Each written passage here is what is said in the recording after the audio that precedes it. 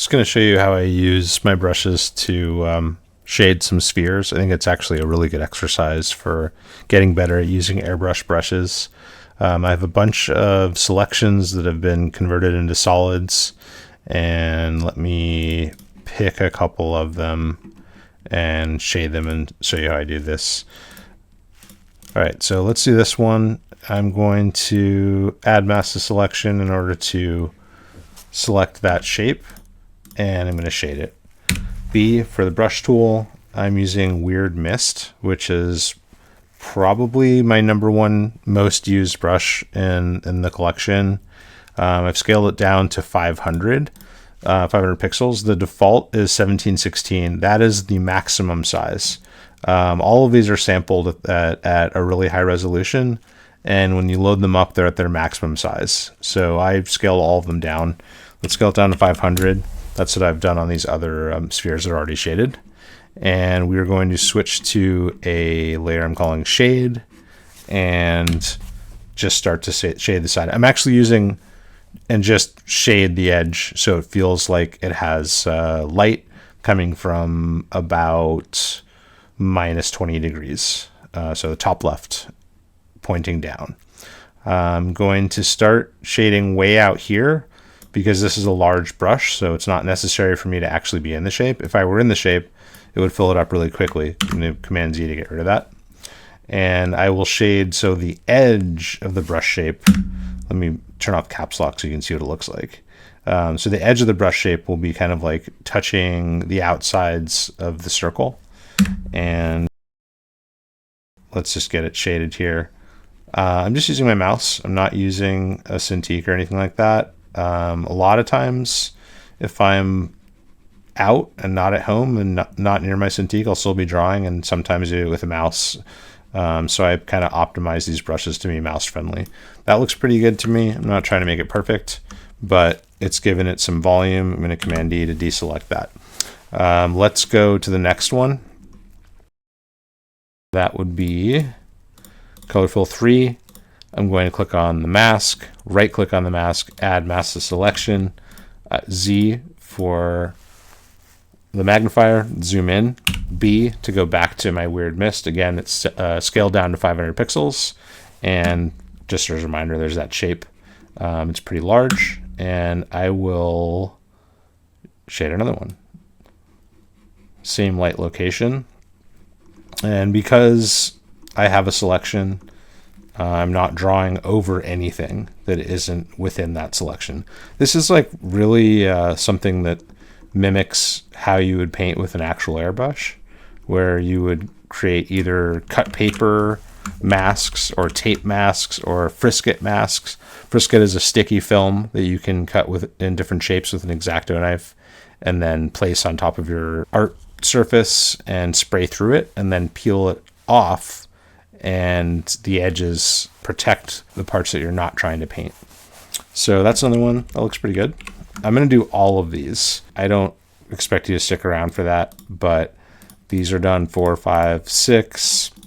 I will click again on the mask, add mask to selection, Z, zoom in, B to go back to my scaled down Weird Mist, and I'm going to switch to the shade layer again. I'm just realizing I didn't switch the shade layer before, so let's undo that last one because I don't want that. I don't want to paint directly on the mask. You could paint directly on the mask if you wanted to, but I actually like saving these and using them as though they're little templates that I can use to isolate certain areas if I need to make changes later.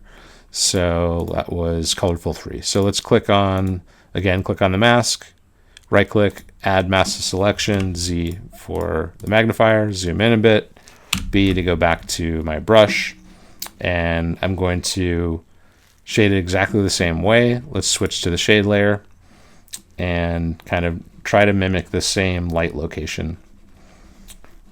And again, I am using my mouse. I'm just holding down the left button of the mouse and sliding this around and letting these tiny little grains fill in and contour this shape so it feels a bit spherical instead of like a flat circle. I'm going to Command D to deselect and zoom out, And yeah, it looks good. I like that a lot.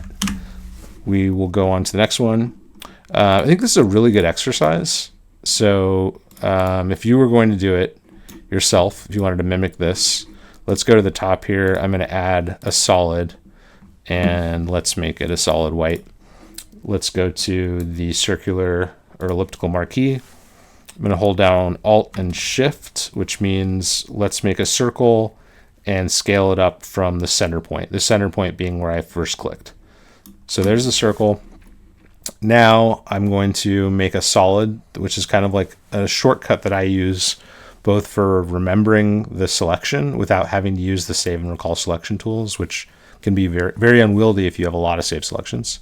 So I'm going to create a solid, make it black, and then let's make a new layer on top and call that light. And we will switch X to switch foreground and background colors. So now I have white as my foreground color instead of black. And I will go on to the light layer, B, to get my weird mist back again. And again, we're going to be painting with white. So let's add mask selection, go back to light, and start shading. And this is it's a much larger circle, so you can see that the relative size of the brush is very different. I might even want to make it a little bit bigger just to make this a little bit easier. So let's go up to like 1200, and there we go. That's a lot better. I'm going to click in a few times and just kind of like fill in some speckle, and then keep shading it a little bit. If I go too far, I can always go the opposite direction with it and shade in some black instead. And it takes some getting used to, but you're able to make some really, really subtle gradients by hand. I'm going to go back. Let's actually change this color fill that I used to block out the whole page to something like a gray, so it's easier to see what's going on. I'm going to do Control H to lose the marching ants. And remember, the selection is still selected. It's just that it's hidden. I'm going to switch to black now by tapping the X, which swaps my foreground and background colors. And let's go from the other side with a little black, because I think I overdid it a little bit. And I'm just kind of carving in a little bit of shade here, because I think I overdid it. And we're going to go like this. I'm just clicking, click, click, click, click. I'm clicking pretty repeatedly to add just a subtle amount of mist from the weird mist brush. You could use a tablet and a pen if you wanted to. I kind of like doing it this way, and because it builds up a lot more slowly. The other thing that I could add that would be nice would be an edge light on the opposite edge of where this light is. So again, I'm going to Command H to remind you that we have this selection here. I will Command H it again to make it disappear. And let's go to this side, X, to make my foreground color white again. And let's scale it down. I don't want it to be too big. I just want to put a subtle kind of a rim light on it. And let's start painting that in. And this, we're using the selection as you would a paper template. It just kind of allows us to get a very airbrushy effect. This is exactly how you would use a piece of Frisket or a piece of cardboard. There's also a lot of like plastic templates you can buy for airbrushing that are set up for different uses. And let's kind of like bring a little bit of white over here. That's probably too much. Now it's kind of giving it a weird contour that I didn't want. So let's go back to black. Let's blacken this out again a little bit. And I'm just going to keep contouring it until I like how it looks. And looks pretty good. I just want a little bit of white on the edge, not too much. Sometimes it helps to actually change your background color to solid black just to check and see how the lighting is working. So let's do that. And I like that a lot. I think that that's pretty solid. That's a very usable shape.